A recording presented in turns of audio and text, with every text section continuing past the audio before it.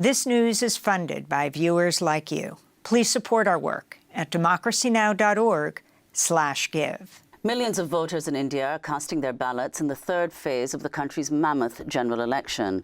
Voting began on April 19th in a 7-phase election, which is taking place over a month and a half. Nearly 1 billion people are eligible to vote. Ballots are set to be counted on June 4th. Among those who cast their ballots earlier this week was incumbent Prime Minister Narendra Modi, who is seeking a rare third straight term in office. The election pits Modi's Hindu nationalist BJP party against an alliance of more than 24 opposition parties led by the Indian National Congress. Modi's opponents have accused him of using hate speech after he described Muslims in India as, quote, infiltrators, prompting the Congress party to file a formal complaint against Modi with election authorities. Voter turnout in this year's election has declined compared to the 2019 vote.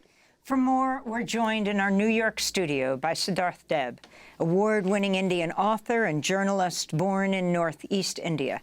His most recent novel is The Light at the End of the World. His new nonfiction book is Twilight Prisoners: The Rise of the Hindu Right and the Fall of India. He's a professor of literary studies at the New School in New York. We welcome you to Democracy Now! Congratulations on the release of the book. Let's start off by talking about this mammoth election, the biggest in the world, even if it may not be as much turnout even as 2019. Can you talk about what's at stake and whether Narendra Modi is expected to win by as huge a margin as was predicted? Thank you, Amy. It's great to be back here. Thank you. Nice to see you again, Narmeen. I think, it's hard to make these predictions, but it seems very likely that it is not, as we can see from the declining voter participation. We can also see from Narendra Modi sort of amping up the hate speech, that there is a kind of concern within the Hindu right, within the BJP, that it's not going to be as sweeping as 2019 or 2014. And that's partly because, the Hindu right have delivered on all the things, all the big promises they had made, which are basically based on hatred and demonization of Muslims. There's really no agenda for actual development. There is really no agenda for, public health, people's security. Things are tremendously precarious on a day-to-day level at India for people, and we can see that beginning to trickle in even among the supporters. Is it going to be enough to prevent him from the Hindu right from winning the elections this time? Probably not. But yes, I do think there is a kind of, they sense that things are changing, and you can also tell because you can see people. That's why he's being brought up the whole Ghuspetia. That's the word for infiltrators that they have used for a long time.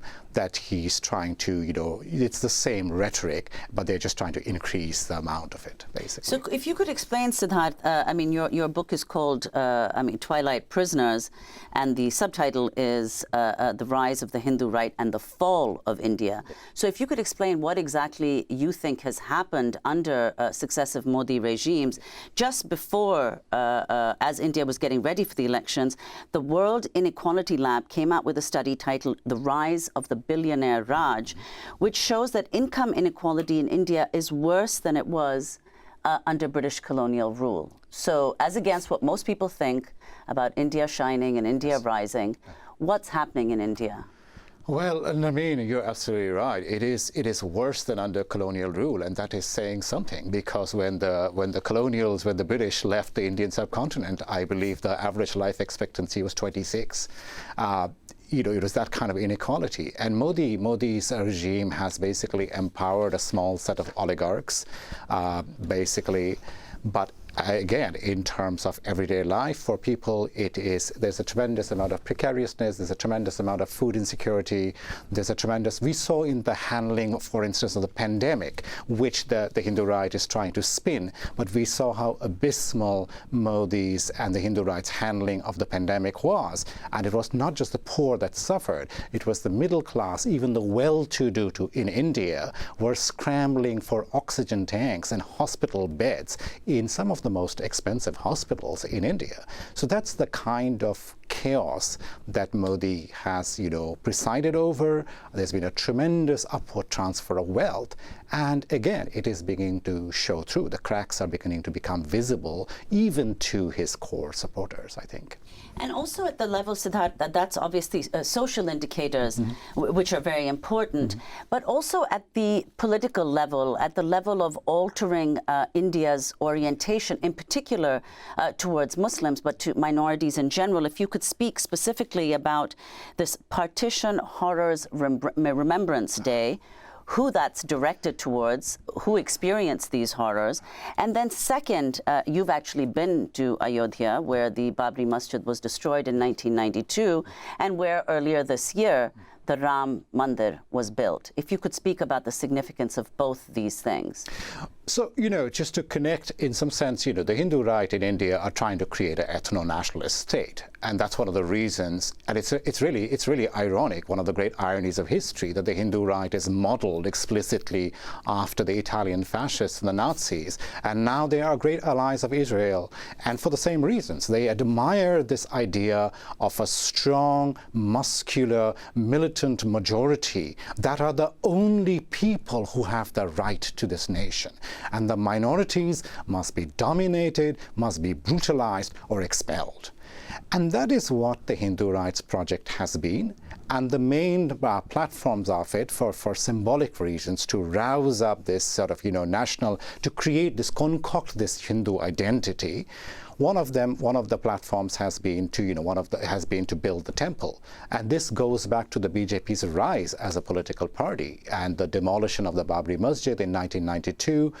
And so, yes, I was there in 2021 to report on the construction of the temple, and built, there is no evidence that a Hindu temple actually had existed underneath this mosque. There's no archaeological evidence. But the thing is that, Modi and the Hindu right seize on these symbolic things as opposed to substantive things, because the substantive things are food security, public health, climate collapse. You just had the report on Bangladesh. My mother's in Calcutta. The heat in Bengal is incredible. So there's no discussion of these substantial questions. There is just the enriching of the oligarchs. And for this quote-unquote, this notional Hindu majority, there are these symbolic issues. We will give you a Ram temple to avenge the humiliation of the Muslims because the Muslims are outsiders, again, quote-unquote, in this Hindu right mind. But, when I went to Ayodhya, yes, there is this giant $1 million temple complex being built, quite, gargantuan, on a very sleepy little pilgrimage town, actually. But, if you walk around, the roads are waterlogged, it's muddy, people are tremendously impoverished, there is an incredible gender disparity. You barely see any women on the streets. It is such a masculine, violent, patriarchal kind of project that they're pushing forward. And that's what we are seeing again and again in India. India is currently the largest importer of Israeli weapons in the world. Yes. Narendra Modi banned from the United States for years after the Gujarat massacre. He was the equivalent of the governor of Gujarat at the time. The significance of this going right through to the election now. You have his opponents accusing him of using hate speech after he described Muslims in India as, quote, infiltrators, the opposition Congress party filing a formal complaint against him with election authorities. The significance of all this happening now, would you say he is getting more extreme? And what about the U.S. relationship with India? Oh, Amy, he's not getting more extreme. He has always, and it's not just Modi, the Hindu right, they've always been extreme. They have been extreme. So to go back to Narend's question on the Partition Horrors Museum, they were extreme even in 1947 when the partition took place. And I take great offense. My father was a refugee from the partition of what became Bangladesh. Modi is just weaponizing this completely one-sided. The Hindu right participated gleefully in the massacres and the rapes that accompanied the partition. Everybody suffered. Hindus, Muslims, Sikhs, Dalits. People suffered on a very large scale. And they are simply weaponizing it into this this notion that the Muslims are the villains and the Hindus are these perfect victims. And that's not true.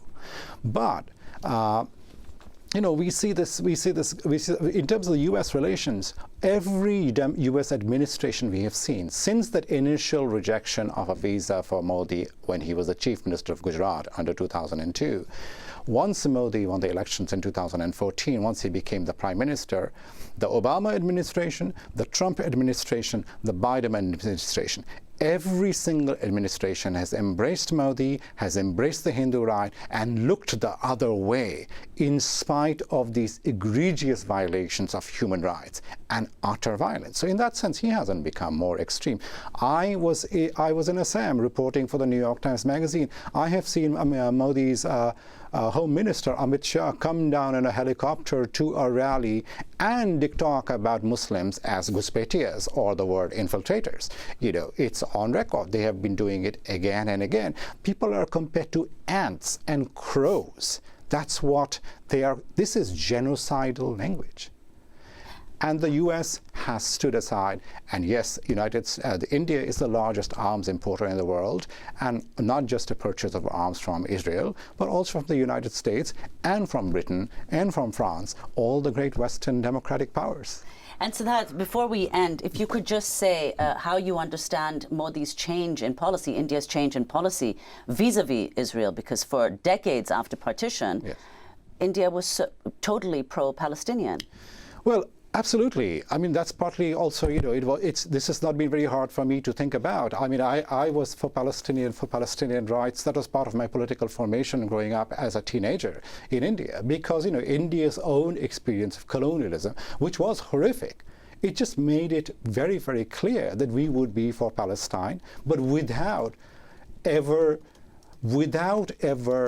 marginalizing the suffering of Jews, not just in the Shoah, but centuries of European anti-Semitism. These were part and parcel of our anti-colonial identity. It's for the same reason that we were against apartheid South Africa. It was for the same reason that we were for civil rights in the United States. And now it is basically a coming together of these ethno-nationalist muscular states that admire each other. And that's what the Hindu right is, and that's what the Israel is, and the United States supports them both. And we just have 10 seconds, but you're a professor at the New School. The New School has just set up a faculty encampment, maybe the first in the country, to defend the students, the significance of this. I absolutely find it amazing. I think the students have been incredibly inspiring. We would not have found out about the New School's complicity in Israeli weapons manufacturing in the war, and the students have actually made that clear. And so, yes, it's our duty as faculty in a place that touts social justice to stand with them. Democracy Now! Is funded by viewers like you. Please give today at democracynow.org/give.